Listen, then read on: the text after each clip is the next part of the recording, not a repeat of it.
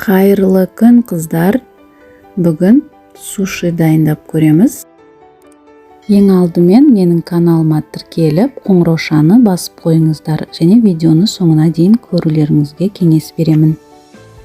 Ең бірінші күріш пісіреміз. 4 кесе суға 2 кесе күрішті жуып, салып пісіріп аламыз. Мен осындай күріш пісіретін ыдысты пайдаландым. Сіздер кез келген ыдысқа су құйып, күріш салып пісіре бересіздер. Краб таяқшаларын осы видеодағыдай майдалап, кубиктеп турап аламыз.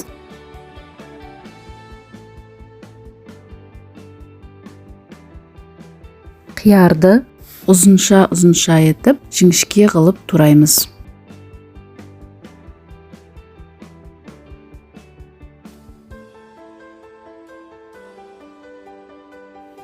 Енді сыртын аунатып, қуыратын темпурасын дайындаймыз. Ол үшін суға осындай қасықтап, ұнды салып және тұз салып, жақсылап венчикпен араластырамыз. Шамалы қоюлау болғаны дұрыс. Міне керекті ингредиенттердің барлығын дайындап алдым. Барлық ингредиенттерді описание бөлімінде сақтап қоямын. Мен осындай бір пачка нори алған болатынмын. Бізге 7 штугы жетті. Бірінші тақтайды қоямыз. Оның үстіне мен чайниктің астына қоятынды пайдаландым домалақтау үшін. Оның үстіне рулоновый целлофанды төседім. Ең үстіне нориді төсеп, үстіне піскен күрішімізді әдемелеп жұқалап төседім. Басына дейін жеткізбейміз. Бас жағын қалдырып қоямыз. Осы кезде одноразовый перчатка киген ыңғайлы. Перчатканы қолға киіп майлап аламыз. Енді турап қойған крабқа майонез қосып, жақсылап араластырып, күріштің дәл ортасына саламыз.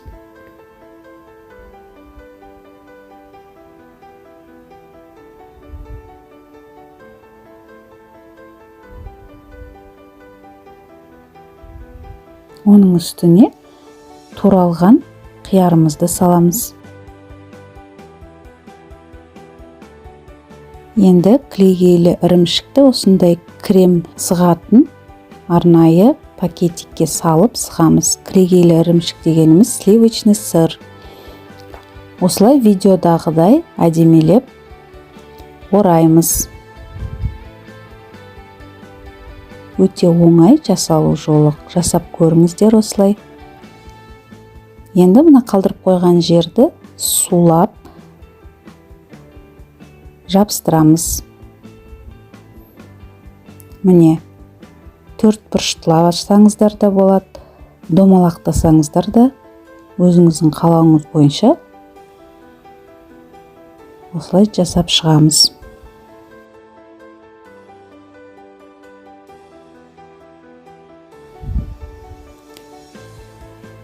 Екі шетін әдемелеп, жинақтап, салафаннан босатып, дәл ортасынан бөлеміз. Ортасынан бөлген себебім бізге қазір табаға аунатып қуырғанға ыңғайлы болады. Міне осылай темпураға аунатамыз және нанның ұнтағын аударамыз. Нанның ұнтағы панировочный сухари. Аударып, осылай қуыруға дайындаймыз. Міне қызып тұрған майға осылай қуырып, әдемелеп пісіріп аламыз. Қуырмайда құр өзін жіберсеңіздер де дәмді болады. Менің балаларыма қуырған түрі қатты ұнайды, сол себепті мен жартысын қуырып, жартысын қуырмай жасадым. Менің каналыма тіркелмеген болсаңыздар, тіркеліп қойыңыздар. Әр 2 күн сайын менде жаңа видео шығып тұрады, және қоңыраушаны басып қойыңыздар. Описание бөлімінде сілтемелер қалдырып кетемін. Ол жерде менің осы уақытқа дейін дайындаған түрлі рецепттерім бар. Кіріп көріп, менімен бірге дайындап көріңіздер. банка жабу, компот жабу, варенье қайнату деген сияқты салаттардың түрлі рецепттерімен бөлісемін. Менің видеоларыма лайк басып, комментарий жазып отырыңыздар. Сұрақтарыңыз болса, комментарий бөліміне қоя кетіңіздер, мен міндетті түрде сіздерге жауап беремін.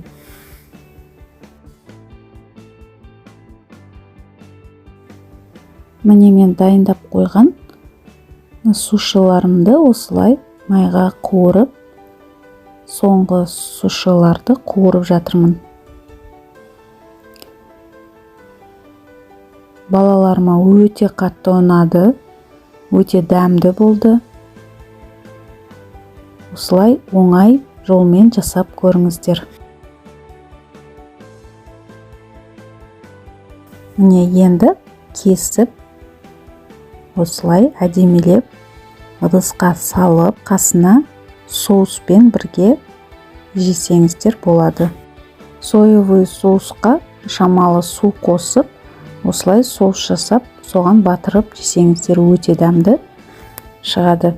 Сояға су қоспаса, дәмі ащы болып кетуі мүмкін. Видеоны соңына дейін көргендеріңізге рахмет. Сіздермен бірге болған Гүлнұр Темировна.